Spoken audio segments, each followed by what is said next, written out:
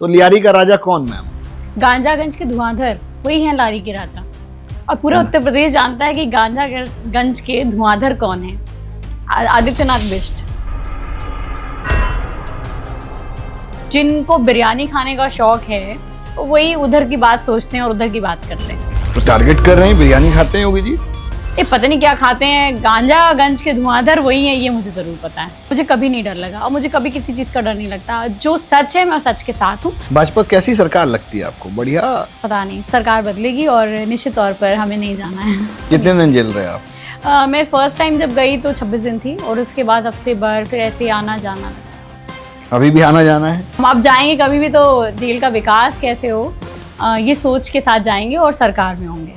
समाजवादी वाली सराफत उनकी वापस तो नहीं नहीं, आएगी? समाजवादी पार्टी डेवलपमेंट की पार्टी है। समाजवादी पार्टी अब डेवलपमेंट गुंडई की वाली बात नहीं करती बची है।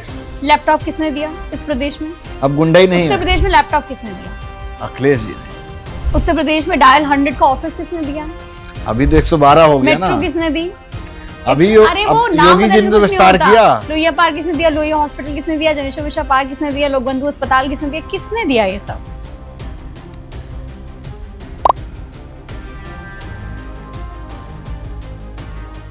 हेलो दोस्तों, मैं आप सभी को बहुत स्वागत करता हूं अपने चैनल स्पॉटलाइट विद निखिल में। आज की जो हमारी गेस्ट हैं, मेहमान हैं, पूजा शुक्ला जी हैं, बहुत चर्चा में रहती हैं। अभी लियारी राज वाला जो पोस्टरबाजी चल रही है उसमें भी एक कमेंट आया। तो लियारी का राजा कौन मैम? गांजागंज के धुआंधर। कौन? गांजागंज के धुआंधर वही है लारी के राजा। और पूरा उत्तर प्रदेश जानता है कि गांजागंज के धुआंधर कौन है। आदित्यनाथ बिष्ट वही है राजा, क्योंकि उन्हीं को पता है लियारी कहाँ है। हमें तो पता नहीं, हमने तो देखा नहीं। और मैं समझती हूँ कि उत्तर प्रदेश के ज़्यादातर लोगों ने नहीं, उनको पता भी नहीं होगा ये क्या है लियारी और ये कहाँ पे, क्योंकि हम तो भारत में रहने वाले लोग हैं और भारत में भी उत्तर प्रदेश में रहते हैं और हम उत्तर प्रदेश के विकास की बात करते हैं। हम उत्तर प्रदेश के उत्थान के लिए सोचते हैं, हम भारत के विकास की बात करते हैं। लेकिन जिनको बिरयानी खाने का शौक है वही उधर की बात सोचते हैं और उधर की बात करते हैं। तो टारगेट कर रहे हैं, बिरयानी खाते हैं योगी जी? ये पता नहीं क्या खाते हैं। गांजागंज के धुआंधर वही है, ये मुझे जरूर पता है। नया टाइटल दे रहे हैं? हाँ, ये नया टाइटल नहीं, मुझे तो लग रहा है कि आदरणीय राष्ट्रपति जी ने बताया कि बहुत अच्छी सीरीज भी बनेगी इस पे, गांजागंज के धुआंधर। इतना बेबाकी से कैसे बोल पाते हैं? जो जिसके पास खोने का कुछ डर नहीं होगा, जो सत्य के मार्ग पर होगा, वो बेबाक होगा। राजनीति में क्या क्या सेक्रीफाइस किया? राजनीति में मैंने कुछ भी सेक्रीफाइस नहीं किया। राजनीति में सब कुछ मुझे मिला है, मैंने सीखा है और मैं समझती हूँ कि इतना प्यार, इतना सम्मान कहीं भी नहीं मिल सकता जो मुझे यहाँ मिला। जैसे पूजा शुक्ला को अगर किसी को समझना हो तो कौन है? इतना कम एज में टिकट मिलता है, चुनाव लड़ जाती हैं, 27 में दोबारा से तैयारी कर रही हैं। देखिए, मैं बहुत साधारण इंसान हूँ और मैं समझती हूँ कि बहुत सारी लड़कियाँ जो आम परिवार से निकल करके आती हैं और उनके लिए शायद हिम्मत और साहस भी हो, क्योंकि उनको लगता हो, जो ये लोग ये सोचते हैं कि पॉलिटिक्स तो बहुत बड़े लोगों की जगह है, बहुत बड़ी बड़ी गाड़ियों से लोग आते हैं, वही पॉलिटिक्स कर सकते हैं या किसी का पॉलिटिकल बैकग्राउंड होना चाहिए। तो मैं समझती हूँ जब मैं एक आम परिवार से निकल करके गई और जो मंच मुझे अखिलेश यादव जी ने दिया, समाजवादी पार्टी ने दिया, आदरणीय डिम्पल यादव जी ने दिया, तो वो जो मंच हमें यहाँ पर मिला, उसके बाद जिस तरह से हम लोग काम कर रहे हैं और मौका मिल रहा है जनता की आवाज़ को उठाने का, तो तमाम उन लोगों में जो कभी भी पॉलिटिक्स में आने का नहीं सोचते या सोचते हैं तो डर जाते हैं कि पॉलिटिक्स इतनी बड़ा समंदर है, हम खो जाएंगे, तो हो सकता है बहुत सारे लोगों को हिम्मत भी मिलती हो, आशा भी हो। तो आपको डर नहीं लगा बड़ा शुरुआती दौर में? मुझे कभी नहीं डर लगा और मुझे कभी किसी चीज़ का डर नहीं लगता। जो सच है मैं सच के साथ हूँ। बस हमेशा यही सीखा है कि सच बोलना है, सच के रास्ते पे चलना है और कहीं पर गलत हो तो उसका विरोध करना। और ऐसा नहीं है कि ये कोई अभी कुछ साल पहले हुआ, ये हमेशा से है मेरे साथ। मैं कभी भी किसी भी गलत बात को बर्दाश्त नहीं करती हूँ, घर से लेकर बाहर तक। ठीक बात। घर का जब जिक्र कर रहे हैं तो घर पे भी पूछ लेते हैं, घर में कौन कौन है? मैं हूँ, बहनें हैं, मेरी माता पिता हैं। भाई नहीं है? नहीं, भाई नहीं। फिर भी डर नहीं लगता? उत्तर प्रदेश की इतनी बड़ी आवाम है और फिर ये तो पेट्रियार्कल सोसाइटी का एक माइंडसेट है कि भाई होना चाहिए, भाई नहीं है तो डर लगना चाहिए। भाई होता तब भी नहीं डर लगता और भाई है नहीं है तब भी डर नहीं लगता, तो मुझे डर नहीं लगता। फादर का क्या प्रोफेशन था? फादर मेरे प्रॉपर्टी का काम करते थे और अभी तबीयत उनकी नहीं ठीक रहती, ऑन बेड है वो, बट उनकी बहुत सारा आशीर्वाद है और हमेशा गाइडेंस मिलता रहता है उनका। तो माता ज्यादा गाइड करती हैं या पिता? देखिए स्वाभाविक रूप से बेटियों का ज्यादा लगाव पिता से होता है। और हमारे परिवार में कहें, अगर फादर की बात करें तो हम लोग में एक जो बाप बेटी का रिश्ता है वो तो है ही, लेकिन अगर हमारा कोई भी दुख है या हमारी कोई भी बात है तो सबसे पहले अगर हम किसी से शेयर करते हैं तो उन्हीं से करते हैं। तो कुछ गुरु मंत्र देते हैं राजनीति वाले, क्योंकि उन्होंने आपसे ज्यादा दुनिया देखी हुई है।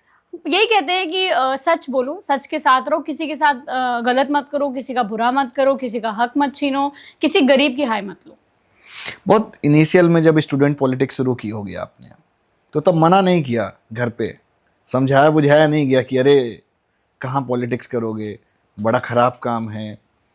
नहीं, ये नहीं कहा गया कि बहुत खराब काम है, या अच्छा हाँ, ये जरूर कहा गया कि कैसे करोगे। मतलब एक हाँ। आम परिवार से निकल करके जाना जी। और ये सोचना कि हम जाएंगे और हम पॉलिटिक्स करेंगे, और ये भी नहीं डिसाइड है कि हम चुनाव लड़ेंगे नहीं लड़ेंगे या मेरी क्या भूमिका पॉलिटिक्स में रहेगी। तो मैं तो परिवर्तन के उद्देश्य से राजनीति के अंदर आई। चुनाव लड़ना तो सेकेंडरी है। पहला तो हमारा यही है कि परिवर्तन होना चाहिए, व्यवस्था में परिवर्तन होना चाहिए, और जिन संघर्षों से निकल करके हम आए हैं उन संघर्षों से और लोगों को निकल करके ना आना पड़े। एक अच्छा एक सेफ प्लेस क्रिएट कर पाए हम उन लड़कियों के लिए जो पॉलिटिक्स में आना चाहती हैं, जो पॉलिटिक्स करना चाहती हैं। तो चुनाव लड़ना तो सेकेंडरी है मेरे लिए परिवर्तन फर्स्ट है, और इसी उद्देश्य के साथ आए थे। हाँ, ज़रूर जाहिर सी बात है कि Uttar Pradesh money muscle power की पॉलिटिक्स के लिए जाना जाता है। यहाँ पर धनबल बाहुबल की पॉलिटिक्स है, तो उसमें एक साधारण परिवार जिसका कोई पॉलिटिकल बैकग्राउंड ना हो, जो बहुत ही लाइमलाइट में ना रहते हों, जो लोग जिनको कोई ना जानता हो, और वहाँ से निकल करके आना मेरे लिए कठिन तो था ही, लेकिन बहुत सारे लोगों ने मुझे हिम्मत साहस दिया और प्रेरणा दी, और कहीं ना कहीं यही कारण है कि आज मैं इतनी बेबाकी से अपनी बात को रख पाती हूँ। तो मैं तो दिख रही हूँ, मेरे पीछे तमाम लोगों का विश्वास है, भरोसा है, या कह सकते हैं सपोर्ट है। जैसे अगर एज एन यंग कोई भी लड़का लड़की कोई भी पॉलिटिक्स करता है, तो बीइंग ए स्कोप कैसा है पॉलिटिक्स में? अच्छा है? अगर आपके अंदर धैर्य है तब तो अच्छा है। यदि आपके पास धैर्य नहीं है तो फिर आपके लिए पॉलिटिक्स नहीं है। पूजा शुक्ला के अंदर धैर्य है? हाँ है, और मैं समझती हूँ कि अगर धैर्य नहीं होता तो शायद इतने लंबे समय से हम लोग विपक्ष की पॉलिटिक्स कर रहे हैं, विपक्ष में हैं जब से पॉलिटिक्स कर रहे हैं, तो कहीं ना कहीं इतना लंबा समय नहीं दे पाते। बीजेपी चले गए होते? नहीं, बीजेपी नहीं जाते, लेकिन हाँ पॉलिटिक्स छोड़ देते या कुछ और है। तो हमारे अंदर परिवर्तन की चाह है और धैर्य है, और मैं समझती हूँ अगर कोई भी नौजवान पॉलिटिक्स में आना चाहता है तो धैर्य होना बहुत जरूरी है। Without patience, without positivity, without confidence आप पॉलिटिक्स नहीं कर सकते। अभी तक की राजनीति में क्या क्या सीखा है? 3 चीजें बताइए। कोई नया नवेला आए राजनीति में तो उसको उन चीजों पे बहुत इनिशियल कमांड करना चाहिए। देखिए, सबसे पहले तो बहुत ज्यादा आपके अंदर धैर्य होना चाहिए, पेशेंस होना चाहिए, मस्ट है। दूसरा, ऑनेस्टी होनी चाहिए। अगर आप ऑनेस्ट होंगे तो आप कभी किसी से नहीं डरेंगे, कभी नहीं डरेंगे। और तीसरा, आपके अपनी लैंग्वेज पे कंट्रोल होना चाहिए। आप क्या स्टेटमेंट दे रहे हो, आप क्या बोल रहे हो, क्योंकि आप कुछ भी स्टेटमेंट देते हो, अब आज की डिजिटल एरा में आप कुछ छुपा नहीं सकते, तो आप कुछ भी बोल रहे हो, यदि आपका भाषा पर, आपके बयानों पे आपका कंट्रोल नहीं है तो आप नहीं पॉलिटिक्स कर सकते। जैसे गांव में या देहात में या आप क्षेत्र की, जैसे आप लखनऊ की पॉलिटिक्स करती हैं, तो जैसे लखनऊ की अगर हम बात समझें तो जब आप क्षेत्र में जाती होंगी तो बहुत सारे लोग ये कहते होंगे यार कि गंभीर प्रत्याशी चाहिए। जैसे बड़े बुजुर्गों का मानना ये होता है कि गंभीर प्रत्याशी होना चाहिए, कोई नया नवेला ना हो। मतलब थोड़ा सा एक कहीं ना कहीं वो डिफॉल्ट है, यंग होने का एक जो है बेनिफिट तो मिलता है, उसका एक डिफॉल्ट भी रहता है कि बुजुर्ग उसको उस तरह से मापते नहीं हैं।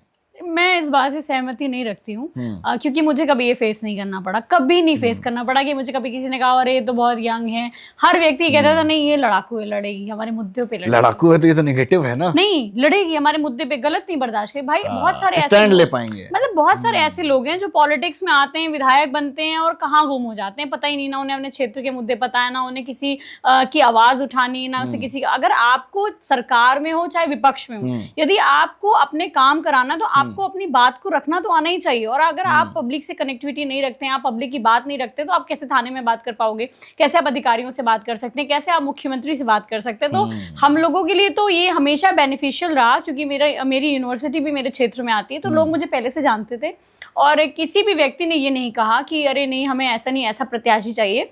सबको पता था कि यंग है, लड़की है, बातों को समझती है, सेंसिटिव है, और कहीं ना कहीं हम लोगों के मुद्दों के लिए कहीं पर भी अगर सरकार से भी लड़ना पड़ेगा तो सरकार से लड़ेगी, अगर सरकार में होगी तो काम अपने क्षेत्र का कैसे ज़्यादा से ज़्यादा विकास करा पाएंगी। तो मुझे लगता है कि वो कभी दिक्कत मुझे नहीं आई, और किसी भी युवा प्रत्याशी को ऐसी दिक्कत नहीं आती। मैं आपको सच बता रही हूँ, क्योंकि जो लोग हैं वो चाहते हैं बदलाव, और उस बदलाव में जो उन्हें परफेक्ट दिखता है वो किसी भी उम्र का हो, उससे कोई फर्क नहीं पड़ता। मान लीजिए किसी ने यूपीएससी का एग्जाम बहुत कम उम्र में क्लियर कर लिया, जो उसकी एज है, अगर उस पर क्लियर कर लिया तो यूपीएससी की नहीं तुलना नहीं, तो पॉलिटिक्स से आप आप ये नहीं नहीं कह कर सकते कि सकते ना कि क्यों, वो भी तो प्रशासन है भाई। हम शासन में जाना चाहते हैं, वो प्रशासन है, तो आप अंतर ऐसे है। नहीं कह सकते ना कि अंतर नहीं है। नहीं ये 25 साल के हैं तो ये बहुत इनको अंतर अधिकार नहीं है, या ये नहीं, हाँ, हम age is not a factor. हाँ, एज इज एक नॉट अ फैक्टर है। फैक्टर। आपकी मेच्योरिटी हाँ। लेवल क्या है और आप किस तरह से पब्लिक के बीच में काम करते हैं, वो इम्पोर्टेंट है। और बहुत लंबा टाइम हम लोग दे करके आए, और स्टूडेंट पॉलिटिक्स से बहुत कुछ सीखा। ऐसा नहीं है कि कुछ नहीं सीखा, वो भी वही तकलीफें, बस स्टूडेंट पॉलिटिक्स के डिफरेंट इश्यूज थे, हम क्षेत्र में आ गए, डिफरेंट इश्यूज है, हमारा रोल बदल गया, लेकिन काम तो वही है, पब्लिक में रहना है, ठीक बात बात, करनी है, दो संघर्ष चीजें करना है। बताइए सबसे इम्पोर्टेंट। किस हाँ, चीज? पहला ये कि जब आप चुनाव लड़े तो मुद्दे क्या थे आपके पास? हमारे पास, हमारा जो क्षेत्र है वो है कहने को राजधानी में है, लेकिन आज भी सबसे ज्यादा अगर बीमारियां किसी क्षेत्र में फैलती हैं तो नंबर 1 पे हमारा क्षेत्र लखनऊ उत्तर में फैजुल्लागंज क्षेत्र है। सबसे ज्यादा पानी की समस्या है वहां पर, और इतनी ज्यादा पानी भर जाता है कि सबसे ज्यादा बीमारियों में नंबर 1 रहता है। तो सबसे बड़ी बात तो ये थी। दूसरी बात ये कि हमारे क्षेत्र में अच्छे स्कूल्स नहीं हैं, और अगर देखा जाए मेडिकल फैसिलिटीज के हिसाब से भी देखा जाए तो सीएचसी नहीं थे, जो दिए भी गए 1-2 वो बंद पड़े हैं, कोई काम नहीं। तो हमारे यहाँ तो सबसे बेसिक, राजधानी में रहने के बाद भी हमारे क्षेत्र के लोग आज भी गंदा पानी पी रहे हैं। तमाम जगह गंदे पानी का इशू है, सड़कें नहीं हैं, सीवर नहीं है, लाइट्स नहीं, तो इतने सारे इश्यूज हैं। हमारा क्षेत्र, अगर आप कभी आपको मौका मिले तो जरूर जाइएगा। हमारा क्षेत्र राजधानी में होकर भी अछूता है विकास से। तो उन विकास के मुद्दों पर कहीं ना कहीं हम लोगों को लगता है कि हम लोगों ने चुनाव लड़ा, और हमारे क्षेत्र में आदरणीय अखिलेश यादव जी ने अभिनव मॉडल स्कूल दिया था, एग्जाम्पल दिया था कि सरकारी स्कूल कैसे हम अच्छे बना सकते हैं और कैसे होने चाहिए। तो उसका एक एग्जाम्पल हमारे जानकीपुरम क्षेत्र में दिया गया था। हमारा मुद्दा था और हमारा मैनिफेस्टो में भी था कि अगर हम चुनाव जीत के आते हैं और हमारी सरकार बनती है तो ऐसे स्कूल हम और भी वार्ड्स में खोलेंगे, ताकि बच्चे ज़्यादा से ज़्यादा अच्छे स्कूल्स में पढ़ सकें और कम पैसों पे पढ़ सकें। देखिए, अगर आप क्षेत्र में जा रहे हैं तो आपको उन मुद्दों पर बात करनी पड़ेगी जो उनके कंसर्न के मुद्दे हैं। वो जो ओवरऑल पॉलिटिक्स चलती है वो तो देश प्रदेश में चलती ही है, बट विधानसभा के अपने अलग मुद्दे हैं कि उनके घर के बाहर की सड़क नहीं बनी, वो मुद्दा है। नाली है, गंदा पानी। सोचिए, हम लोग अभी तो कुछ दिन पहले गए थे हमारे क्षेत्र में, अलीगंज में फतेहपुर गाँव है, वहाँ पर सीवर और पानी, सीवर का पानी नलों में आ रहा था और तमाम लोग बीमार हुए। तो ये इश्यूज हैं। आज हमारे क्षेत्र में एक मंदिर की दीवार गिर गई है, 3 महीने का बच्चा दब गया उसमें। तो ये इश्यूज अलग हैं हमारे यहाँ। अगर अभी कुछ दिन पहले हमारे ठाकुरगंज क्षेत्र में एक अमरनाथ एक लोधी समाज के व्यक्ति थे, और वो जा रहे थे बच्ची का एडमिशन कराने, और नाले पे पत्थर नहीं पड़ा था, उसी नाले में उनकी डूब के मौत हो गई। और आपको पता है कोई प्रशासन का व्यक्ति वहां नहीं पहुंचा। हम लोग वहां पर संघर्ष करते रहे कि अरे इनको बचाइए, इनकी जान बचाइए। वो डेड बॉडी कहाँ चली गई नहीं पता चला। लोकल लोगों ने उस बॉडी को ढूंढा, हम लोग फोन करते रहे और कोई नहीं पहुंचा। तो इसकी आप गारंटी देती हैं, जब आप जीतोगे 2027 लड़ोगे, मान लेते हैं आप जीत जाते हैं, 27 में सरकार आएगी नहीं आएगी अलग विषय है। पहला विषय यह है कि मान लीजिए पूजा शुक्ला जीत जाती हैं, जीत जाएंगी तो सारी समस्याएं खत्म हो जाएंगी, अच्छा पानी पिएंगे लोग, सीवर की समस्या खत्म हो जाएगी, लाइट बिजली पानी सब मिलेगा, खरंजा एकदम चकाचक हो जाएगा। गारंटी है इसकी? देखिए, हम बिल्कुल इस बात की गारंटी लेते हैं, क्योंकि अगर हम लोगों से वादा कर रहे हैं, और हम कोई ऐसा नहीं है कि आज बहुत बड़े परिवार से आए हैं कि वादे करेंगे और फिर किसी और सीट से लड़ लेंगे जा करके, या हम लोगों को झूठा आश्वासन देके इतने लंबे समय तक पॉलिटिक्स कर पाएंगे, ये पॉसिबल नहीं है। तो हम जनता के मुद्दों पे जिन पे बात कर रहे हैं और जो काम हम करा सकते हैं वो हम कराएंगे। और हमारी अगर समाजवादी पार्टी की सरकार बनेगी तो निश्चित तौर पर जो भी काम सरकार, जो बड़े काम है जो सरकार के ही हैंड से हो सकते हैं, वो भी कराने का काम करेंगे।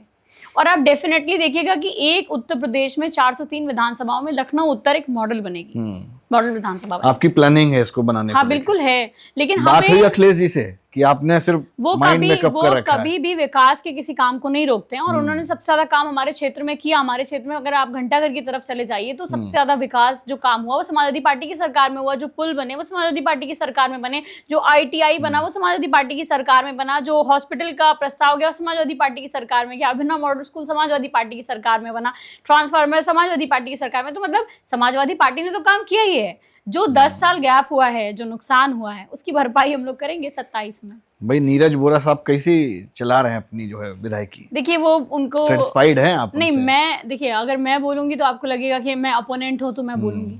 दो बातें हैं, पिछले चुनाव में उन्होंने कहा था कि अभी इंटर्नशिप कर रहे हैं हम, तो मैं समझती हूँ कि अब उनकी एज 62+ हो चुकी, तो उनके रिटायरमेंट का समय है। और एक अच्छा व्यक्ति वही होता है जो समय के साथ रिटायरमेंट ले ले पॉलिटिक्स से।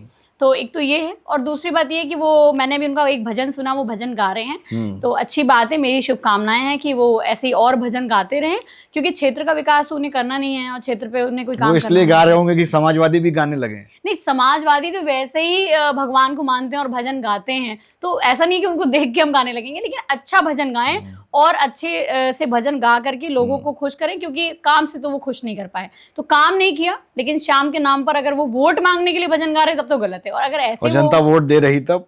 नहीं, अब जनता तो ये तो 27 में बताएगी। देखिए अभी से कैसे कह सकते हैं कि जनता वोट देगी या नहीं देगी? पिछली बार तो दी। नहीं, पिछली बार तो बहुत सारे समीकरण रहे, बहुत सारी चीजें रही, और मैं उन पे नहीं करीब जाना 33-34 हजार वोटों का एक अंतर मैं रहा। कह रही हूँ कि आप किसी भी पब्लिक के व्यक्ति से पूछिए जाकर के कि 2022 के चुनाव में क्या हुआ। मैं नहीं कह रही, जनता बता देगी क्या हुआ, क्यों हुआ काउंटिंग रुकी, क्यों बहुत देर तक की ड्रामा हुआ, क्या चला अंदर, कितने % चार्ज मशीनें निकली, किस तरह से हम लोगों के चुनाव को खराब किया गया, क्या कितने देर तक काउंटिंग को दिखाया नहीं गया, कितने दिन बाद हमारा अपलोड हुआ रिजल्ट, ये सब कुछ बता देगी जनता। और पहले ऐसे विधायक हैं जिनको जीतने के बाद सफाई देनी पड़ेगी, वो जीते हैं। ऐसे तो बहुत जगह है जहां जहां पर इस तरह की बयानबाजी होती है, वहां सफाई देनी पड़ती है। नहीं, तो मैं कह तो रही हूँ कि आप मुझसे नहीं पूछिए, आप उत्तर प्रदेश की किसी भी जगह चले जाइए और पूछ लीजिए, हो सकता है बहुत सारे लोग आपको बता दें, उत्तर प्रदेश के आसपास तमाम ऐसे जिले हैं, लोग बता देंगे। चलिए मान कि लिया क्या आपकी हुआ। बात, हालांकि अभी 27 आएगा, फिर वापस से रोना नहीं रोने नहीं, के हम लिए रहे। बिल्कुल जीत के आ रहे हैं इस बार। कितने वोटों से जीतेंगे? अब ये तो मैं नहीं कह सकती, लेकिन जीतेंगे अच्छे वोटों से। मार्जिन ज्यादा है, कुछ 33-34 नहीं हजार है, वोट बहुत अगर होते हैं। लोग साथ में हैं तो कुछ भी नहीं है। और देखिए ऐसा है, सरकार कैसे मार्जिन बढ़ाती है हम भी जानते हैं, और 2012 कैसे बढ़ाती? वो सबको पता है कि मशीन क्या से? क्या चल रहा है बंगाल के अंदर, क्या हो रहा है, लोग नहीं देख रहे हैं किस तरह से। और हम कह रहे बंगाल छोड़ दिए, उत्तर प्रदेश के अंदर देखिए बहुत अच्छा मुद्दा है, SIR चल रहा है। एक व्यक्ति नंदलाल, सुल्तानपुर के जिले की बात है, उन्हें यही नहीं पता कि साइन कैसे करते हैं, वो अंगूठा लगाते हैं, उनका साइन मार के कई लोगों का वोट काट दिया।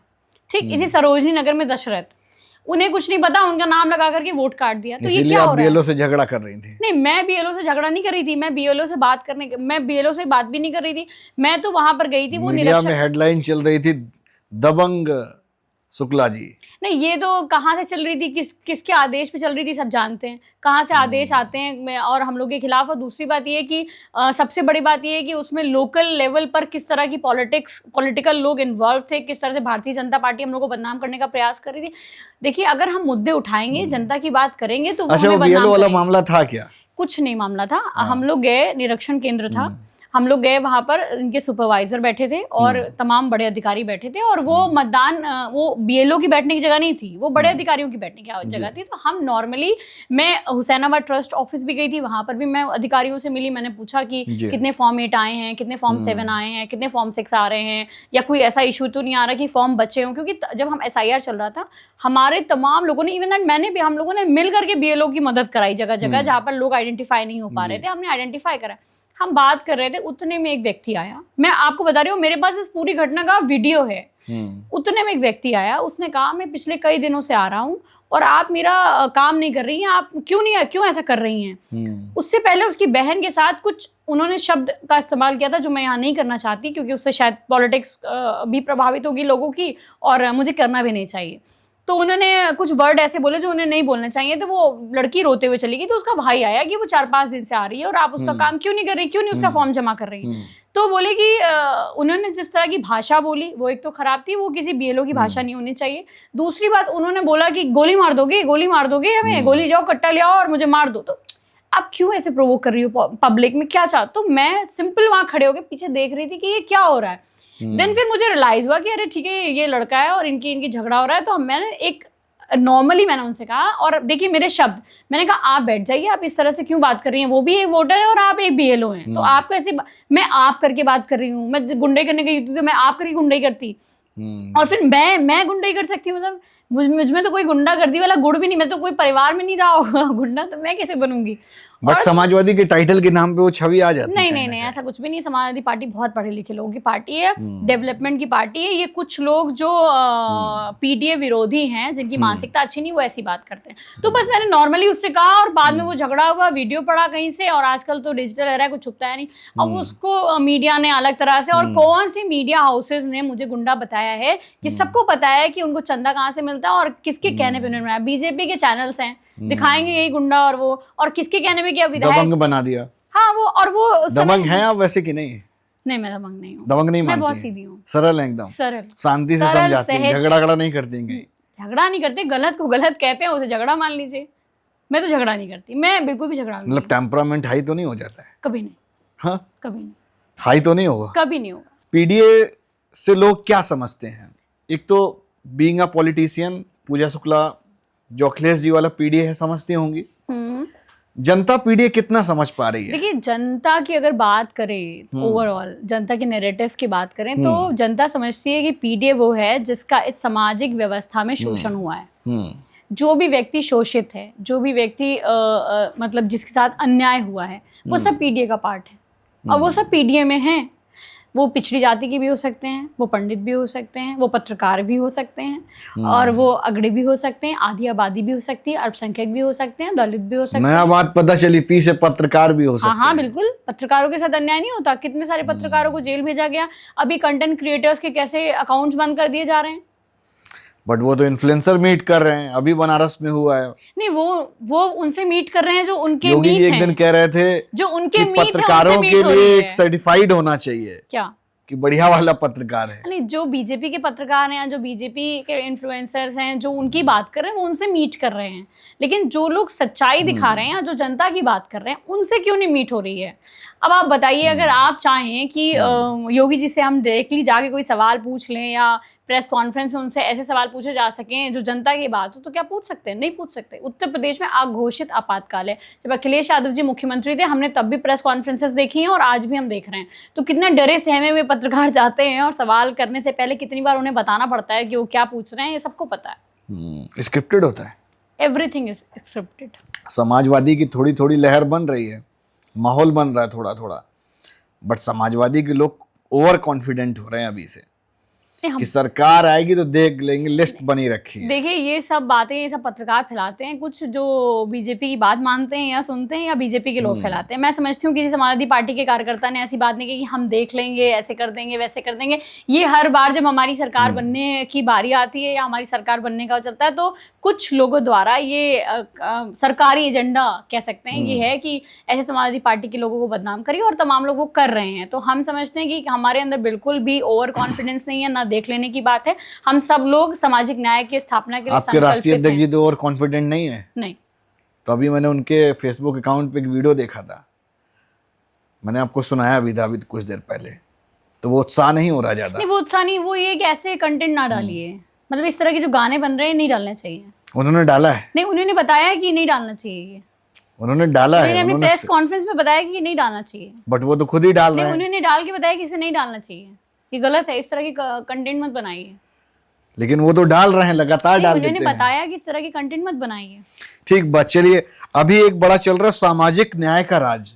कौन सा सामाजिक न्याय का राज है? कौन सी सरकार आएगी जब सामाजिक न्याय का राज होगा? देखिए, सामाजिक न्याय के लिए हम, सामाजिक न्याय के राज के लिए हम संकल्पित हैं। हमारा कहने का तात्पर्य इससे ये है कि जो भी व्यक्ति इस समाज में शोषित पीड़ित है, उसके हक और अधिकार उसे वापस मिलेंगे। जो समाज जिनका शोषण हुआ है इस व्यवस्था द्वारा, उनको उनके हक और अधिकार मिलेंगे। और जिस तरह का उत्तर प्रदेश का माहौल पिछले 9 सालों में बना है, जहां पर जाति और धर्म पूछ करके मुकदमे लिखे जाते हैं या मुकदमे बनाए जाते हैं, उनसे छुटकारा मिलेगा। नौजवानों के आरक्षण के ऊपर जो डाका डाला गया है, उससे उन्हें मुक्ति मिलेगी। और तमाम वो नौजवान जो पेपर लीक से परेशान हैं, जो जगह जगह संघर्ष कर रहे हैं, आए दिन लाठियां चल रही हैं नौजवानों पर, उनको रोजगार मिलेगा। 1076 की बहन बेटियां भी हमारी बेचारी संघर्ष कर रही थी, और 112 की बेटियों ने संघर्ष किया।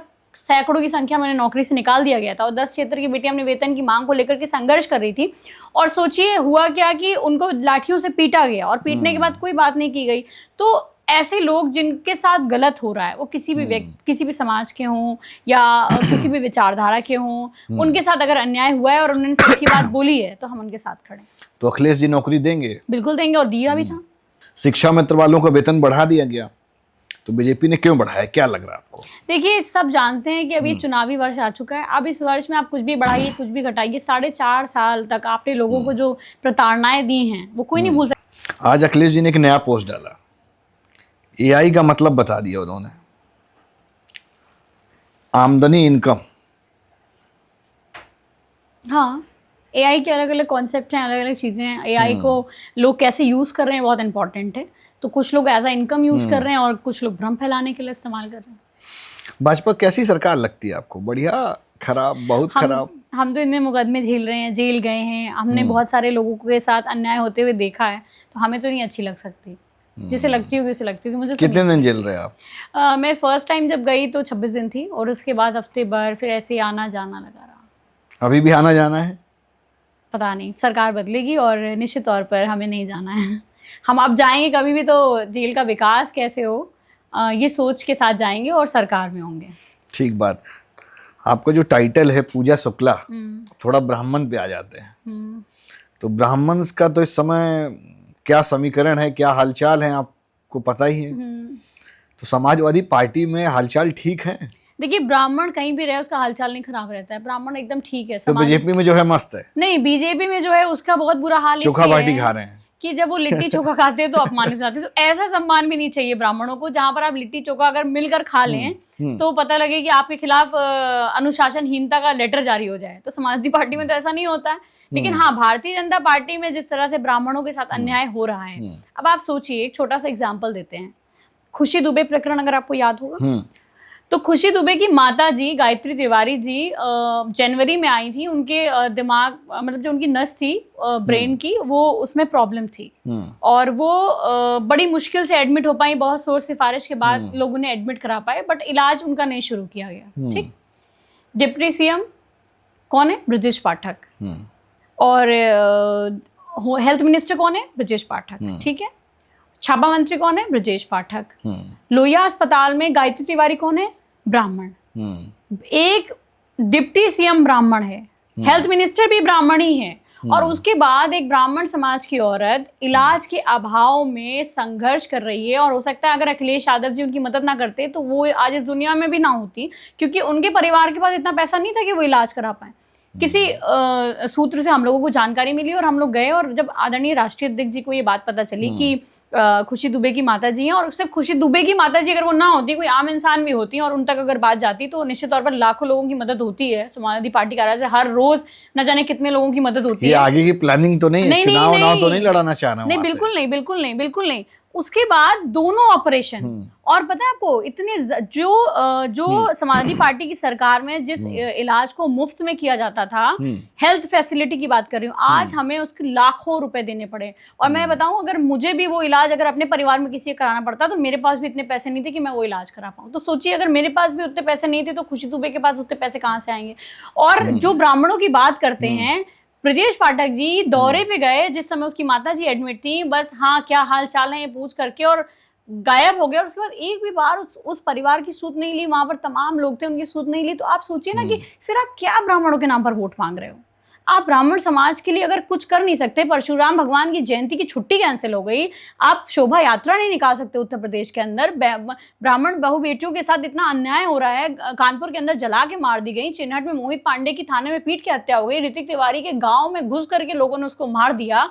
क्या ब्राह्मणों की बात कर रहे हैं आप? तो समाजवादी पार्टी की सरकार आएगी तो ऐसा नहीं होगा? समाजवादी पार्टी की सरकार आएगी तो निश्चित तौर पर कहीं पर भी अन्याय नहीं होगा और किसी के साथ अन्याय, और बिल्कुल हमारे समाज को सम्मान दिया है उन्होंने और देंगे, बिल्कुल देंगे। बड़का नेता कौन समाजवादी पार्टी में? एक नेता नहीं है, हजारों की संख्या में ब्राह्मण समाज के नेता। 2-4-5 नाम बता दीजिए जो बड़े बड़े। बहुत सारे, मैं किसी एक का नाम लूंगी तो कोई मेरा नाम छूट गया, मेरा नाम एक नाम हो तो इतने 2-4-5 नाम बता दीजिए जो भाई नेता प्रतिपक्षी बनाया उन्होंने माता प्रसाद पांडे को। इससे बड़ा सम्मान क्या हो सकता है? जो पोर्टफोलियो माननीय अखिलेश यादव जी के पास था नेता प्रतिपक्ष का, वो पोर्टफोलियो उन्होंने माता प्रसाद पांडे जी को दिया। तो इतना बड़ा विपक्ष का नेता अगर किसी को बनाया तो उन्होंने माता प्रसाद पांडे जी को बनाया। तो इससे बड़ा सम्मान कोई दे सकते? क्या भारतीय जनता पार्टी बना सकती है किसी को अपना मुख्यमंत्री? तो अखिलेश जी भी डिप्टी सीएम बनाएंगे किसी ब्राह्मण? नहीं, हमारे यहाँ डिप्टी सीएम का कॉन्सेप्ट नहीं है। हम लोग डिप्टी सीएम वाले, हम लोग संवैधानिक पद के कॉन्सेप्ट को मानते हैं। तो डिप्टी सीएम कोई संविधान में तो है नहीं कि बनाया जाना चाहिए, बनाया जाता है या होना चाहिए। तो हमारे यहाँ तो अखिलेश यादव जी ही मुख्यमंत्री हैं। तो आपकी ट्यूनिंग अखिलेश जी से बढ़िया है या डिम्पल भाभी से बढ़िया है? हमारे दोनों ही बड़े हैं और हम दोनों को ही मानते तो हैं। मुख्यमंत्री अखिलेश जी को बना रही, डिम्पल भाभी को नहीं बनाएंगे? हमारी अगर मैं कहूँ कि अखिलेश यादव जी देश के सबसे बड़े पार्टी के, तीसरी बड़ी पार्टी के लीडर हैं और वो मुख्यमंत्री रहे हैं और बनेंगे। और आदरणीय डिम्पल यादव जी लगातार समाजवादी पार्टी के तमाम मुद्दों पे मुखर रूप पर, आपने देखा होगा, देश की सबसे बड़ी के सदन में बोलती हैं और जाहिर सी बात है कि वो बड़ा फेस हैं। तो जिसकी जो जिम्मेदारी है वो अपनी अपनी जिम्मेदारी निभा रहे हैं। अखिलेश जी बहुत सारे यंग लोगों को अपॉर्चुनिटी देते हैं, मतलब अगर अंडर 30 देखें तो बहुत सारे लीडर्स हैं, उसी में आप भी आते हैं। कौन कौन है विधानसभा में? कौन देखिए, कौन है? अगर आप बात करिए विधानसभा की या लोकसभा की, और अगर आप निर्वाचित लोगों, ऐसे तो बहुत सारे लोगों को उन्होंने टिकट दिया, बहुत सारे लोगों को मौका दिया। हमारे यहाँ बहुत सारे संगठन फ्रंटल के लोग अंडर 30 हैं जो अध्यक्ष हैं। और अगर बात करें अभी देश की सबसे बड़ी सदन की अगर बात करें तो आप देखिए प्रिया सरोज, इकरा हसन और पुष्पेंद्र सरोज। और अगर हम विधानसभा की बात, और अगर और भी लीडर्स हैं हमारे जो बहुत यंग हैं, आप देखिए तो आनंद भदौरिया जी हैं। और अगर बात करें तो तमाम ऐसे लीडर्स हैं जो लगातार वहां पर बोल रहे हैं सक्रिय होकर के। और अगर यहाँ पर हम बात करें अपने उत्तर प्रदेश की बात करें, विधानसभा की बात करें तो पूजा सरोज हैं, रागिनी सोनकर हैं, और या सैदा खातून हैं, या पंकज पटेल की बात कर सकते हैं, दिनेश प्रधान की बात कर सकते हैं, गौरव रावत की बात कर सकते हैं। तमाम ऐसे यंग लोग हैं जिनको मौका मिला। राहुल शिव गणेश लोधी और अंकित भारती तो सबसे यंग थे। डिम्पल जी की वजह से महिलाओं को खूब प्राथमिकता मिलती है क्या समाजवादी पार्टी में? समाजवादी पार्टी सभी महिलाओं को प्राथमिकता आज से नहीं दे रही है, जब समाजवादी पार्टी की स्थापना हुई तब से दे रही है। और आदरणीय डिम्पल यादव जी बहुत बड़ा फेस है क्योंकि वो लगातार महिलाओं के मुद्दों पर आप चाहते हैं मुख्यमंत्री बने? मैं चाहती हूँ कि अखिलेश यादव जी मुख्यमंत्री बने और वो तय करें कि पार्टी को क्या करना है, क्योंकि वही समाजवादी पार्टी के राष्ट्रीय अध्यक्ष है, मैं नहीं। ठीक बात, थोड़ा सा पार्टी की तरफ आ जाता है। संगठन मजबूत हुआ है पहले से समाजवादी पार्टी का या कमजोर है अभी? समाजवादी पार्टी का संगठन हमेशा मजबूत रहा है, कभी कमजोर नहीं हुआ। सिर्फ शोर ज्यादा मचा रहे हैं? नहीं, बिल्कुल नहीं, शोर नहीं मचा रहे हैं। ये अगर अपनी आप कमियां नहीं स्वीकारेंगे तो फिर सरकार कैसे बनेगी? नहीं, हमें पता है हमारी कमियां कहाँ पर है और उसको स्वीकार करते हुए समाजवादी पार्टी अपना काम भी कर रही है। और निश्चित तौर पर आप संगठन में भी रही हैं? बिल्कुल रहे हैं। किस जिम्मेदारी का आपने निर्वहन किया है? मैं राष्ट्रीय उपाध्यक्ष थी छात्र सभा की। तो अब तो छात्र संघ चुनाव ही बंद हो गए। हम लोगों ने लगातार मुद्दा उठाया और अपने समय से संघर्ष कर रहे हैं कि छात्र संघ चुनाव होना चाहिए। और छात्र संघ चुनाव जब होता है तो गरीब परिवार के बच्चों को मौका मिलता है कि वो भी प्रतिनिधित्व कर सकें, पहली बात। और ये जिस तरह के फी हाइक्स हो रहे हैं या जो यूनिवर्सिटी कैंपसेस के अंदर लगातार राजनीतिकरण हो रहा है, या तमाम तरह की जो समस्याएं निकल करके आ रही हैं, चाहे सिलेबस की हो, चाहे वो फी हाइक की हो, उन पर बात नहीं हो पाती। तो कहीं ना कहीं छात्र संघ बहुत ज़रूरी है, क्योंकि अगर छात्र संघ बंद हो जाएगा तो सारे कैंपसेस प्राइवेटाइज हो जाएंगे। और जब प्राइवेटाइज हो जाएंगे तो गरीब किसान के बच्चे यहाँ पढ़ने नहीं आ सकते, क्योंकि उनका दर्द ही कोई नहीं समझेगा। तो आपकी सरकार अगर आती है 27 में तो छात्र संघ जो चुनाव है वापस से चालू होंगे? बिल्कुल चालू होंगे, क्योंकि अगर आप देखिए तो समाजवादी पार्टी की जब से स्थापना हुई उसके बाद से देखिए माननीय नेताजी खुद ही छात्र संघ के छात्र नेता रहे हैं। और उसके बाद अगर देखा जाए तो तमाम लोग जो सोशलिस्ट रहे हैं वो छात्र नेता रहे हैं। और जेपी जी का तो पूरा आंदोलन ही छात्र नेताओं के साथ था। तो कहीं ना कहीं समाजवादी पार्टी हमेशा छात्र संघ के पक्ष में रही है और सबसे ज्यादा चुनाव भी छात्र संघ के लोगों को समाजवादी पार्टी ने लड़ाया। सबसे ज्यादा कैबिनेट से लेकर के स्टेट मिनिस्ट्री तक जो जगह दी वो समाजवादी पार्टी ने ही छात्र संघ के नेताओं को दी। तो निश्चित तौर पर अभी भी समाजवादी पार्टी छात्र नेताओं को बहुत तरजीह देती है। तो कहीं भी हो समाजवादी पार्टी छात्र नेताओं का सम्मान करती है। और आने वाले वक्त में जब समाजवादी पार्टी की सरकार बनेगी तो छात्र संघ बहाल होंगे। ठीक बात। और ये बात मैं जिम्मेदारी से कह रही हूँ। एकदम होंगे, स्टूडेंट इलेक्शन होंगे। अगर आपसे पूछा जाए कि आपका राजनीतिक गुरु कौन है तो आप किसको मानते हैं? माननीय अखिलेश यादव जी। नेताजी से मुलाकात हुई आपकी? नेताजी से मुलाकात हुई है। जेल में जब हम थे तो नेताजी हमसे मिलने भी आए थे और बहुत सम्मान भी नेताजी ने दिया। और नेताजी तो संघर्ष की पूरी किताब हैं। अगर नेताजी का कोई संघर्ष देखे तो वो पूरी किताब रहे हैं और उनके आदर्शों को हम लोग मानते हैं। और चूंकि अखिलेश यादव जी को हम लोग अपने सामने पॉलिटिक्स करते हुए देख रहे हैं और तमाम चीज़ें उनसे सीख रहे हैं और उनकी लीडरशिप में हम लोग काम कर रहे हैं, तो कहीं ना कहीं सब कुछ तो उन्हीं से सीखा है। तो अखिलेश जी जैसे ऑब्जर्वेशन करते हैं तो कभी कभी कुछ सिखाते हैं, बुला के अलग से बताते हैं कि नहीं बताते? नहीं, बहुत कुछ सिखाते हैं और सबको सिखाते हैं। ऐसा नहीं है कि किसी पर्टिकुलर व्यक्ति आप बताइए अभी हाल ही में कुछ सिखाया हो? नहीं, सबको सिखाते हैं। मैं तो समझती हूँ कि अभी जैसे हाल ही में सिखाया कि कैसे एआई का यूज करना है और कैसे नहीं करना है, कैसे टेक्नोलॉजी को पॉजिटिव दिशा में लेके जाना है, तो अखिलेश यादव जी ने ही सिखाया। नेगेटिव वाला भी सिखा रहे हैं? नहीं, नेगेटिव वाला नहीं, कभी नहीं। हमने अखिलेश यादव जी जैसे लीडर नहीं देखे आदरणीय अखिलेश यादव जी जैसे पॉजिटिव और पेशेंस वाले लीडर हमने नहीं देखा अपनी लाइफ में। इतने टाइम में जो इतने नेताओं को हम लोग पास से देख रहे हैं या जान रहे हैं, उनसे ज़्यादा पॉजिटिव व्यक्तित्व का व्यक्ति हम लोगों ने नहीं देखा। और ये हमारी खुशनसीबी है कि हमारे आदरणीय राष्ट्रीय अध्यक्ष जी कभी भी किसी भी नेगेटिव शिफ्ट को प्रपोर्ट नहीं करते और कभी भी नेगेटिविटी की बात नहीं करते। आप देखिए इतने सारे लीडर हैं, कभी कभी पेशेंस खो देते हैं या कभी कुछ अपशब्द बोल देते हैं दूसरे के लिए, लेकिन आदरणीय अखिलेश यादव जी ने कभी भी किसी तरह का ऐसा वर्ड नहीं यूज किया जो किसी को हर्ट करे, किसी के सेंटिमेंट्स को हर्ट करे। अभी और बीच ना में कभी किसी कानपुर आए को थे, कानपुर में बोल गया बदनामपुर। नहीं, वो तो जिस तरह की घटनाएं सामने निकल करके आ रही थी उस पर उन्होंने बोला कि आज भारतीय जनता पार्टी की सरकार में क्या हाल हो गया। आप देखिए कि मतलब जगह जगह पर इस तरह की, अब किडनी वाला प्रकरण हुआ कानपुर का, अब आप बताइए अगर किडनी बेचनी पड़े लोगों को, ये क्या मतलब क्या हो रहा है सोसाइटी के अंदर और हॉस्पिटल्स क्या कर रहे हैं। और मैं कह रही हूँ सिर्फ कानपुर ही नहीं, कई कई जगह तो लोगों को बीमारी कुछ और थी, इलाज कुछ और हो गया, कई को तो ऑपरेशन थिएटर ले गए और कई को तो मरा साबित कर दिया वो जिंदा हो गया और कई बेड पे तो कुत्ते सोते हुए दिखे। तो ये तो हेल्थ फैसिलिटीज का हाल है उत्तर प्रदेश के अंदर।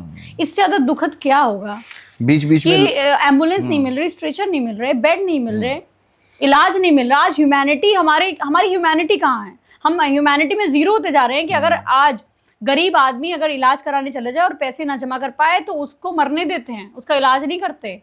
और अगर आपको लग रहा हो कि मैं झूठ बोल रही हूँ, दे रखा है, उसकी भी क्या क्राइटेरिया लगा रखे हैं आप देखिए ना, 70 साल होना चाहिए और परिवार में इतने लोग होने चाहिए। एक तरफ आप जनसंख्या कम कर रहे हो, दूसरी तरफ परिवार के लोग बढ़ा रहे हो, तो कैसे पॉसिबल है? आपने इतने क्राइटेरिया लगा दिए कि आम आदमी उससे बाहर हो चुका है, पहली बात। और यदि आपको लग रहा हो कि मैं गलत कह रही हूँ, मैं कह रही हूँ किसी भी व्यक्ति को अगर ऐसा लग रहा, नहीं, मुख्यमंत्री कोष बहुत मैक्सिमम 50,000 रुपये मिल सकता है। अब 12, 15, 50, 20 लाख का ऑपरेशन होना है, 50,000 का क्या करेगा कोई व्यक्ति? और वो जब मिलेगा तब मिलेगा, तब तक तो इंसान ही चला जाएगा इस दुनिया से।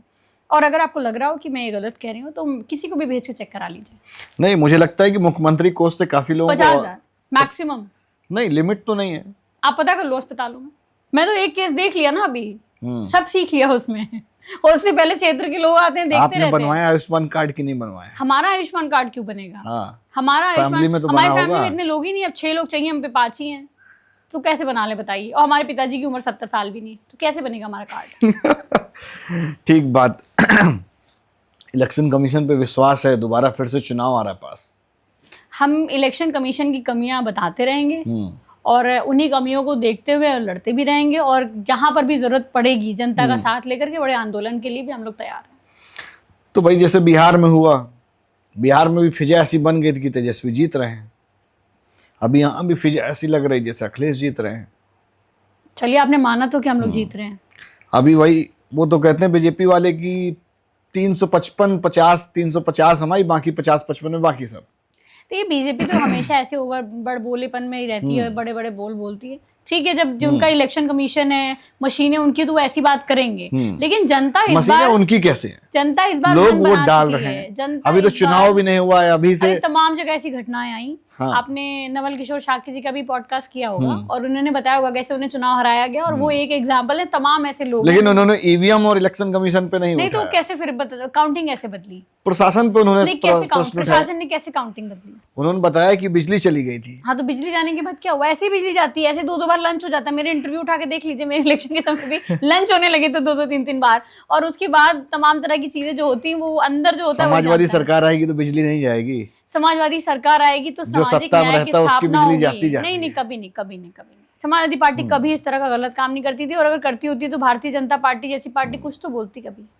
हमने बहुत सारे रिजीम में चुनाव लड़ा, ऐसा नहीं है कि कोई फर्स्ट रिजीम में हम चुनाव लड़ा। अच्छा, पंचायत चुनाव में कुछ गवर्नमेंट कह नहीं रही अपने साइड से, कोई कह रहा होंगे। अभी ब्रजेश पाठक जी का सुना, शायद बोल रहे होंगे। उधर ओपी राजभर कह रहे नहीं होंगे। इतना झगड़ा है पावर का भारतीय जनता पार्टी के अंदर कि वो तय नहीं कर पा रहे हैं होंगे कि नहीं होंगे। फिलहाल ये सत्ता से बाहर होंगे, ये जरूर पता है। और दूसरी बात ये कि इनको पता है कि आपसी टकराव का फायदा मिलेगा। पंचायत इलेक्शन में ये बहुत बुरी तरह से हारने जा रहे हैं, इसलिए पंचायत चुनाव नहीं कराना चाहते हैं। ये इनको डर है कि जो गांव के अंदर लोग हैं वो सिलेंडर की लंबी लंबी लाइनों से त्रस्त हैं, पेट्रोल डीजल मिल नहीं रहा है, जगह जगह इतनी परेशानियां लोग झेल रहे हैं। चाहे वो स्कूल मर्जर की बात हो, कितने बच्चों ने ड्रॉप आउट्स कर दिया आप देख लीजिए। एनसीआरबी के डेटा में दलितों पर अत्याचार में नंबर 1 है उत्तर प्रदेश। जगह जगह कत्लेआम चल रहा है। इसी लखनऊ के अंदर अभी कल 13 साल की बच्ची का बलात्कार हुआ है, तो यहाँ के बारे में मत पूछिए, बहुत बुरा हाल है, सरकार सब जानती है और इसीलिए वो चुनाव सरकार तो नहीं करा कह रही रही। 0 टॉलरेंस चल रहा है। हाँ, वो तो दिख रहा है, माफियाओं को मिट्टी में मिला दिया गया। कौन से माफियाओं को मिट्टी में मिलाया है वो वही जानते होंगे। धुरंधर और में दिखाया जिन गया। माफियाओं को मिट्टी में मिलाने की बात करते हैं, देश के दोनों सदन में उनके लिए आंखें बंद करके प्रार्थनाएं की जाती है, तो वो क्यों करवा रहे हैं? अभी तो धुरंधर में दिखाया भी गया। वो गांजा गंज के जो धुआंधर हैं, ये सब वही ये सब करवा रहे हैं, क्योंकि उन्हें पता धुरंधर है। देखी आपने कि नहीं नहीं, देखी? मैंने नहीं देखी और मैं देखती भी नहीं हूँ ऐसे ही प्रोपेगेंडा मूवीज। तो अतीक अहमद कैसे अब हम आदमी लोग वो थे? देखेंगे, गांजा गंज के धुआंधर, वो मूवी देखेंगे। अतीक अहमद कैसे आदमी थे? गांजा कहाँ से आ रहा है उत्तर प्रदेश में? बताया नहीं आपने। गांजा कहाँ से आ रहा है उत्तर प्रदेश में? आप लोग भी तो पत्रकार हैं, आप लोग इतने दिन से पत्रकारिता एयरपोर्ट कर से रहे आ रहा हैं। है। एयरपोर्ट पे कौन ला रहा है और किससे मिलने जा रहा है? और हम कह रहे हैं कि पूरे नौजवान जो जगह जगह इस देश के अंदर ये सवाल पूछ रहे हैं कि जैसे तमाम लोगों से बात होती है तो लोग बोलते हैं उत्तर प्रदेश में अचानक ऐसा क्या हो गया कि लोग रोजगार ढूंढने निकलते हैं तो रोजगार नहीं मिलता, और छात्र शिक्षा के लिए बात करते हैं तो लाठियां मिलती हैं, वेतन बढ़ाने की बात करो तो लाठियां मिलती हैं। अगर कुछ बिना मांगे आसानी से मिलना उत्तर प्रदेश में तो अभी गांजा। लाठियां मिल रही, समाजवादी लाठी में तेल लगा रहे हैं। नहीं नहीं नहीं नहीं, नहीं ये लगा कौन रहे हैं कह इस रहा है? बार। ये किस तरह की बात है? ना ना ना ना ना ना, ये तो बहुत गलत बात है। हम लोग पीडीए के हक और अधिकार की बात कर रहे हैं और भारतीय जनता पार्टी की समाजवादी सरकार- वाली शराफत उनकी वापस तो नहीं नहीं, आएगी। समाजवादी पार्टी डेवलपमेंट की पार्टी है, समाजवादी पार्टी अब डेवलपमेंट गुंडई की वाली बात नहीं करती बची है। है। लैपटॉप किसने दिया इस प्रदेश में? अब गुंडई नहीं उत्तर है। प्रदेश में लैपटॉप किसने दिया? अखिलेश जी ने। उत्तर प्रदेश में डायल 100 का ऑफिस किसने दिया? अभी तो 112 हो गया ना। मेट्रो किसने दी?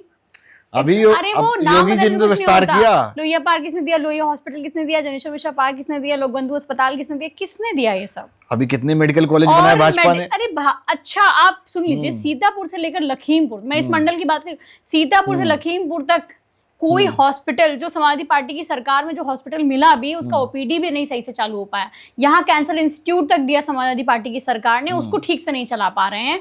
आप सोचिए कि अगर हार्ट अटैक आ जाता है लखीमपुर में किसी व्यक्ति को, तो वो लखनऊ आते तक स्वर्ग चला जाता है। क्यों? क्योंकि इलाज ही नहीं है, फैसिलिटीज ही नहीं है। कैसे अस्पताल बनेंगे जब जो प्राइवेट थे, जो वो थे गवर्नमेंट हॉस्पिटल थे, उन्हें प्राइवेटाइजेशन की ओर ले जा रहे हैं और इतना महंगा अस्पताल कर दिया है अस्पताल कि तो कोई अभी तक प्राइवेट नहीं हुआ है। आप सोचिए, अगर लोहिया के अंदर लाखों का हमें ऑपरेशन कराना पड़ रहा है, तो ये क्या है? मतलब इससे ज्यादा क्या बुरे दिन आएंगे? फ्री में मुफ्त में जो दवाएं मिलती थी, दवाएं मिलना बंद हो चुकी हैं। अब आप आइए, पर्चा लीजिए और दवाएं बाहर से लेकर के आइए। तो सरकार आएगी तो मुफ्त में होगा सब। हमारी सरकार तो मुफ्त पे ही काम करती है। ओवर कमिटमेंट दवा तो नहीं कर पढ़ाई दे रहे मुफ्ती हैं। हो, रोटी कपड़ा सस्ती हो, बस यही हमारा एजेंडा है। सस्ता कैसे होगा? बिल्कुल होगा। अब गवर्नमेंट के पास पॉलिसीज होती हैं, आप पहले गवर्नमेंट बनाइए, फिर पॉलिसीज भी देखिएगा। गवर्नमेंट बना रही 40,000 सरकार। देंगे हम लोग महिलाओं को। कितने? 40,000। सुन रहे हो? वापस से हाँ, अखिलेश पूजा यादव जी शुक्ला की- से ही लेना 40,000। हाँ, बिल्कुल ले लीजिए, हमसे मत लेना भाई। बिल्कुल ले लीजिएगा। आप गारंटी दे रहे हो? हम तो अखिलेश यादव जी की हर बात की गारंटी दे रहे हैं, क्योंकि उन्होंने जो किया है वो करके दिखाया है। हमारा मैनिफेस्टो देख लीजिए और उनका मैनिफेस्टो देख लीजिए, किसने ज्यादा विकास के काम किए हैं और किसने अपने वादों को पूरा किया है, पूरा उत्तर प्रदेश जानता है। अच्छा, योगी जी कैसे बीइंग मुख्यमंत्री आपको लगते हैं? मुझे बिल्कुल अच्छे नहीं बढ़िया, लगते एकदम भगवाधारी। आजकल उनकी वो लियारी राज वाली एक फोटो वायरल हो रही है, हैं। मैं कह रही स्मार्ट हूँ, लग रहे हैं उसमें। मैं एक बात बहुत सिंपल सी कह रही हूँ, हमें मुख्यमंत्री ना स्मार्ट चाहिए, ना हमें मुख्यमंत्री भगवाधारी चाहिए। हमें मुख्यमंत्री वो चाहिए जो उत्तर प्रदेश की जनता की बात करे, अखिलेश जी जो नहीं चाहिए। डेवलपमेंट की अखिलेश बात जी करे। स्मार्ट नहीं लग रहे हैं। मुझे वो मुख्यमंत्री चाहिए, या उत्तर प्रदेश की जनता को वो मुख्यमंत्री चाहिए जो डेवलपमेंट की बात करे, जो एजुकेशन की बात करे, जिसको चुनाव लड़ने जब वो जाए तो वो अपने बना तो रहे डेवलपमेंट के हैं, काम कॉलेज गिनाए, ना बना कि रहे हैं, हिंदू मुसलमान। यूनिवर्सिटी बना रहे कौन से हैं। कॉलेज और कौन सी यूनिवर्सिटीज बनाई है बताइए? अभी उन्होंने बनाई ना गलगोटिया देखिए, अरे महायोगी गलगोटिया- आयुष यूनिवर्सिटी बनाई गलगोटिया है। ने क्या रोबोट बनाया, वैसी यूनिवर्सिटीज बनाई उनकी है। पॉलिसी है हर एक सरकार डिस्ट्रिक्ट में एक गवर्नमेंट मेडिकल कॉलेज बनाना ने। है। क्या बना रहे हैं वो? बहुत सारे हर मेडिकल साल आ कॉलेज रहे के हैं। नाम पे क्या दे रहे हैं वो? क्या फैसिलिटीज है उनके पास? कहाँ बना रहे हैं? सब कागजों में भारतीय जनता पार्टी का मौसम गुलाबी है। और हर हम बता साल रहे हैं, मैं कह रही हूँ, आप 5 से 7 हजार सीटें बढ़ा पॉडकास्ट में रहे मैं कह रही हूँ कि अगर सरकार ये दावा कर रही थी कि गैस की दिक्कत नहीं है, गैस की किल्लत नहीं है, या पेट्रोल पंप पे दिक्कत नहीं है, क्यों नहीं भारतीय जनता पार्टी के कार्यकर्ता उन लाइनों में चले गए? एक बार चले तो जाते। कहाँ उनको मिल रहे इसलिए नहीं जा रहे हैं? नहीं, जो लोग जहाँ खड़े थे, जहाँ पे हम लोग वीडियोस बना के डाल रहे थे, या जहाँ पे हम लोग पहुंचे थे, क्यों नहीं गए? जाना चाहिए था, तमाम जगह पे जाना चाहिए था। इतनी नफरत क्यों भारतीय जनता पार्टी मुझे से? नफरत नहीं है, मुझे दिक्कत है झूठ से। झूठ बोलते हैं, झूठ मत बोलना बंद बोलिए। कर देंगे तो पार्टी हाँ, बढ़िया है। एक्सेप्ट करिए कि हम कैसे, आप एक्सेप्ट करो कि हम ये सब करते हैं। एक्सेप्ट नहीं करना, झूठ कुछ और दिखाना है, करना कुछ और है, तो पूरा देश अच्छा, जान चुका है। भाजपा में कौन बढ़िया नेता लगता है आपको? भारतीय जनता पार्टी में हाँ। कोई ऐसा, मुझे ऐसा कोई लीडर नहीं लगता जो बहुत ही मुझे प्रभावित करता हो। मुझे तो कोई नहीं लगता? नहीं, कोई नहीं, मुझे तो कोई अच्छा नहीं। मोदी जी, योगी जी, अमित कोई शाह नहीं, जी, कोई नहीं, गडकरी जी, कोई नहीं, उन पे अपने रह भी नहीं गए, सब बाहर से ला ला के राजनाथ गए हैं। जी। नहीं, कोई नहीं, राजनाथ जी तो उत्तर प्रदेश के ही कहीं हैं। के हो, मुझे नहीं अच्छे लगते। नहीं अच्छे लगते हैं। चलिए अब थोड़ा सा हम लोग समाजवादी पार्टी वर्सेस बीजेपी कर लेते हैं। बिल्कुल। बीजेपी के लोग कह रहे हैं कि हम 350 जीत रहे हैं। मैंने बहुत सारे पॉडकास्ट किए समाजवादी पार्टी के भी लोगों के, उन्होंने भी कहा कि 350 हम जीत रहे हैं। स्क्रिप्ट सेम क्यों? नहीं, हम ऐसा नहीं कह रहे हैं, और ना कहीं पार्टी ने ऑफिशियल ऐसा स्टेटमेंट दिया है। हम चुनाव जीत के आ रहे हैं और बहुमत से जीत के आ रहे हैं, हम बस इतना वादा कर सकते हैं। महागठबंधन रहेगा, छोटे वो छोटे आदरणीय अखिलेश यादव जी तय करेंगे, वही समाजवादी पार्टी के राष्ट्रीय अध्यक्ष हैं, और जो कमेटी है, जो वरिष्ठ नेताओं की एक टीम है, वो तय करेगी। हम लोग नहीं तय कर सकते गठबंधन रहेगा नहीं रहेगा। 27 हमारा लड़ेंगे काम आप? है समाजवादी पार्टी की नीतियों का प्रचार प्रसार करना, हम वही काम कर रहे हैं। 27 लड़ेंगे आप? ये पार्टी तय करेगी, माननीय अखिलेश यादव जी तय करेंगे। पहले भी उन्होंने हमें मौका दिया, और अगर आगे मौका देंगे तो काम करेंगे लड़ने के लिए, और नहीं भी देंगे तभी समाजवादी पार्टी का काम करते रहेंगे। बुरा तो नहीं लगेगा? नहीं, बिल्कुल नहीं बिल्कुल नहीं लगेगा। बिल्कुल नहीं लगेगा। किसी और को मिलेगा तो उसको लड़ाएंगी? बिल्कुल लड़ाऊंगी, पूरी ईमानदारी से लड़ाऊंगी। और मैं जिस परिवेश से निकल के आई, मैं जिस माहौल से निकल के आई, मुझे इतनी बड़ी जगह पर इतना सम्मान देने के लिए मैं आदरणीय अखिलेश यादव जी की जीवन भर आभारी रहूंगी। और वो मुझे लड़ाए ना लड़ाए, वो उनका अपना निर्णय है, लेकिन हाँ, ये मुझे जरूर पता है कि मेरे साथ कभी अन्याय नहीं होगा। ठीक बात। अंत में एक प्रश्न लेंगे। पिछली बार भी ऐसा लग रहा था 22 के चुनाव में कि सरकार आ रही है, अखिलेश आ रहे हैं, वापस से फिर वही गाना चल रहा, अखिलेश आ रहे हैं, तो कहीं डगमगा तो नहीं जाएंगे बीच में? नहीं, हम कभी नहीं डगमगाएंगे। हम लोग बहुत कुछ सीख चुके हैं बुरे वक्त से, और बुरे वक्त ने हम लोग को बहुत कुछ सिखाया है। और मैं समझती हूँ कोई भी समाजवादी पार्टी का कार्यकर्ता नहीं डगमगाएगा, और आदरणीय अखिलेश यादव जी की ताकत बन करके हर एक कार्यकर्ता जनता के बीच में जाएगा, उनके मुद्दों पे लड़ेगा, और आने वाले वक्त में 2027 में जो हमारा संकल्प है सामाजिक न्याय की स्थापना का, वो पूर्ण होगा। तो अब तो चाचा की भी वापसी हो गई, शिवपाल जी की, क्या कहना चाहेंगे? ये तो अच्छी बात है, सब लोग एक साथ और मजबूत हो गए हम लोग। तो इसी वार्ता के साथ हम इस पॉडकास्ट को देंगे विराम। तो भैया जितनी भी गारंटी दी है वो पूजा शुक्ला जी ने दी है, मैंने कोई गारंटी नहीं दी है। तो लाइक करें, सब्सक्राइब करें, और यार कमेंट करके बताओ कैसा लगा आपको हमारा ये पॉडकास्ट। और जो भी लोग इनके विधानसभा से हैं, और अगर टिकट चाहते हैं कि भैया टिकट इनको मिले या किसी और को भी मिले, तो वो भी आप कमेंट कर सकते हैं। नमस्कार।